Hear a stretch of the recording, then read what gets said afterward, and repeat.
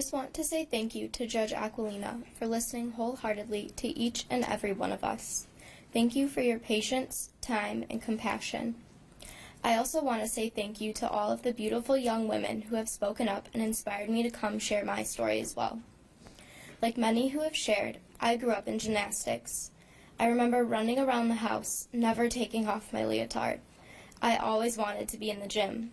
As I grew, I got better and better at gymnastics, but my body also began to get injured much easier.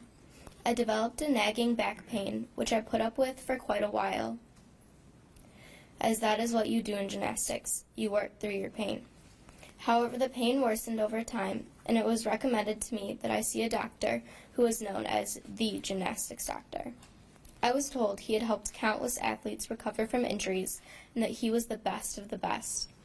I was eager to finally address my pain so that I could get back to practicing as normal. I remember being nervous for my first visit, but excited to see this nationally recognized Olympic doctor. As you have heard, his exam room was covered in pictures of athletes and Olympians who had written him thank you notes and given him gifts. I gazed around the room, admiring everything I saw. When Larry came in, he was so kind, compassionate, funny, and reassuring. All my fears were relinquished. He worked with me for a long time that day.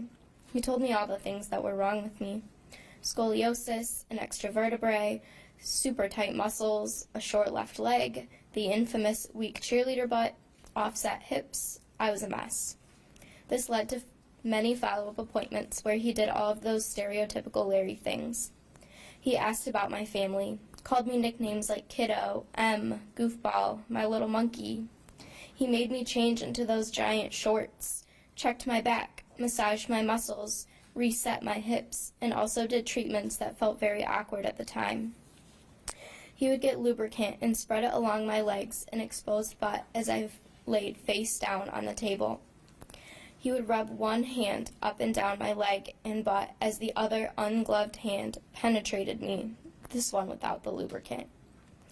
After this went on for a while, he would go on and do the same thing on the other side. I didn't know what he was doing, but for some reason I felt tense, afraid, and exposed. He told me to relax. This would help me feel better.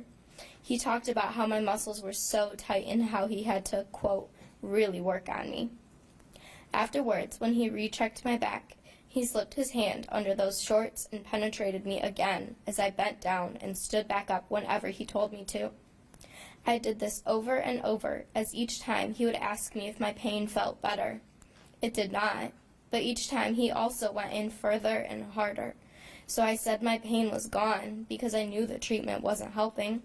It was in fact painful, uncomfortable, and awkward. This happened at almost every appointment. My innocent, naive self had no idea that what he was doing was not medical care. It was sexual abuse. He was abusing his power as a doctor to use my body for his own sexual pleasure. I now understand that to be the truth.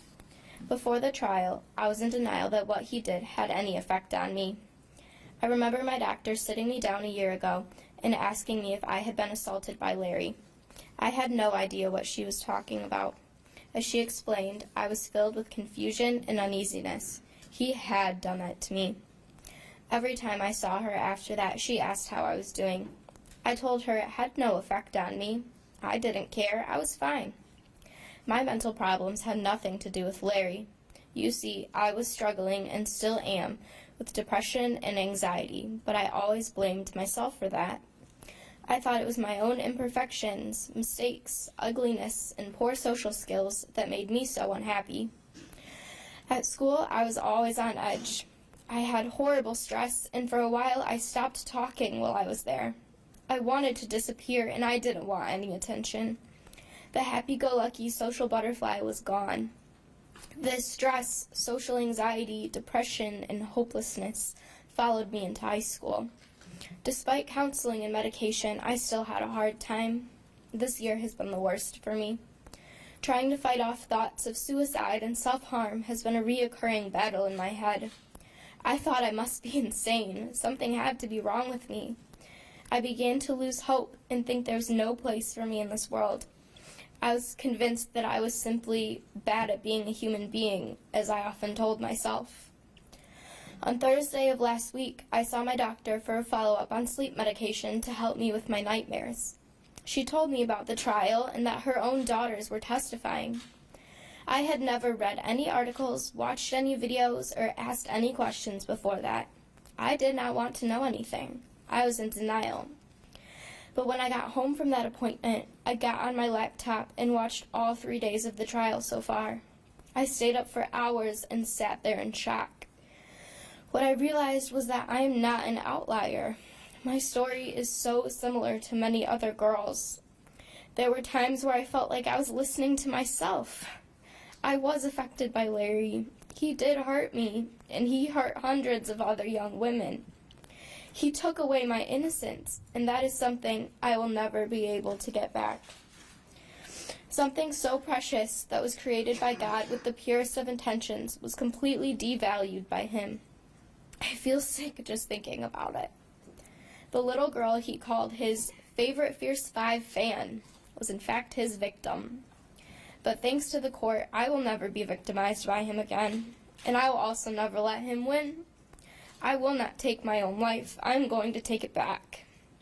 Well, I will never get back those years of mental suffering. I want my old self back. The me I was before Larry, I want to be joyous and confident again. May I address the defendant, please? You may. Okay. Larry, you made me feel so special. I looked up to you so much. You were the best in your field. Coaches and doctors praised you for your abilities. I wanted to be just like you. You helped me heal the countless injuries I experienced in gymnastics. And not only did you help me heal, you established a relationship with me. My picture was a thank you, with a thank you note was added to your wall, because I thought you were the greatest. You gave us discounts, special visits, interacted with me on social media, and gave me gifts almost every other visit. I remember the day you gave me the 2012 Olympic tea towel from London with all of the girls' signatures on it. It brought tears to my eyes. I had just been told that yet again I was sentenced to the sidelines, and you cheered me up with a gift I truly treasured.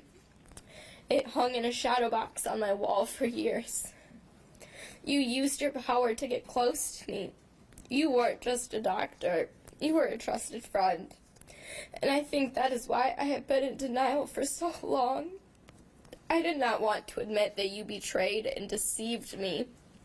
I still believed in you and had sympathy for you. How could I have been so naive? How could a person that I thought to be so genuine and kind and caring be in fact the opposite? I will never understand. But now that I have said that, I want you to look at me. I believe in forgiveness, Larry. You and I are human beings. We make mistakes. Although you have hurt me, I want to forgive you and feel closure and move on to healing in my life. I want you to apologize to me right here.